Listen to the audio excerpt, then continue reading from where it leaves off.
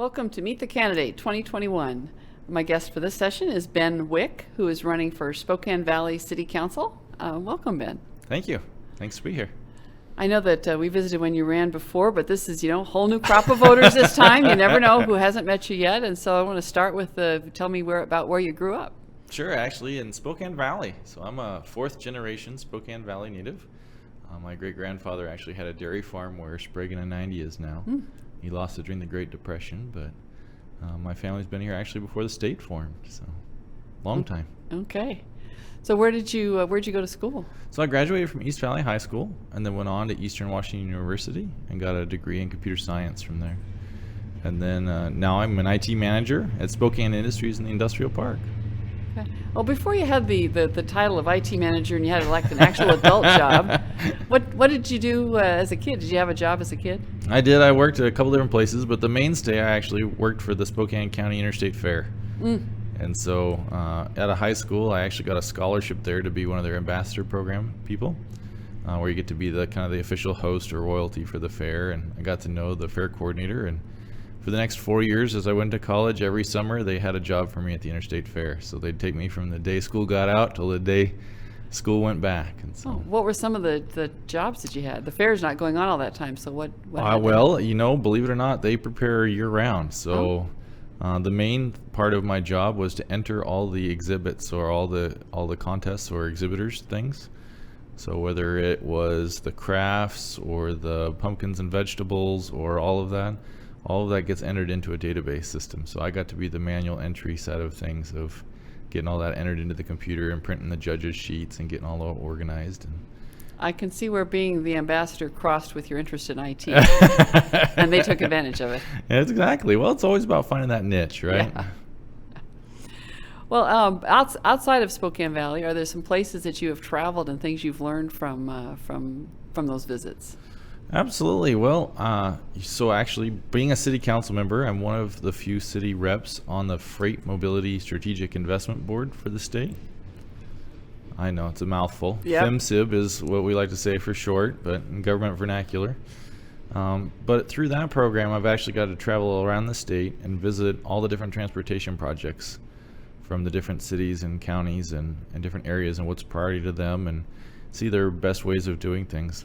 And one of my things that I really like or try to bring back here was they built an interchange on I-5 in Fife, Washington, which is a city much smaller than us. They built it in 4 days. Wow. And so just to see the ingenuity and trying to figure out how to do major projects and big scale things was really impressive. And then there was a bridge in Chelan, trying to figure that out. And it was really amazing, and I appreciate my involvement there at the board because I get to see things across the state and kind of bring those best practices back to Spokane. Okay. What originally inspired you to run for public office? So I was actually involved in the incorporation effort for the city. And so we've formed a city back in 2003. And at the time, there was just so much potential. And I still think there's so much potential for our city.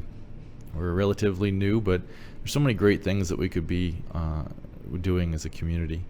So that's what kind of got me involved. I was actually one of the first ones to run for city council back when there's 52 candidates. I was 18 at the time. I didn't make it through the primary, but stuck in there and just wanted to be involved in the community. And there was a lot of things that we were kind of missing or passing by opportunities. And so that's what kind of sparked me to get involved again. And I think we've been able to really make a big difference here, especially in the last 2 years. We've really made a big difference in the city council. So. Well, there are not 52 candidates this year, but there are quite a few, which is a good thing. Citizen interest is a good thing. It is, really is. But I'm going to go ahead and bring this to that last elevator question for you. Your pitch. Why should people vote for Ben Wick for Spokane Valley City Council? We need somebody that's going to take a hold of some of the opportunities. We've been able to, transportation's been my forte and focus, and I think it's a priority for our city, whether it's transportation, public safety, and neighborhoods are my three top ones. But transportation in particular, we got some great things going with Bridge in the Valley, the grade separation projects, and we got a couple more in the pipeline that we need to focus on and get those across the finish line. So. All right, so you feel you have unfinished business. Unfinished business and great direction so far. So. Okay, well, good luck on your campaign. I'm glad that you could come in today, Ben. Yep, thanks for having me. What does it mean to be awake? It means to truly understand the issues facing us and actively participate as a citizen in this country.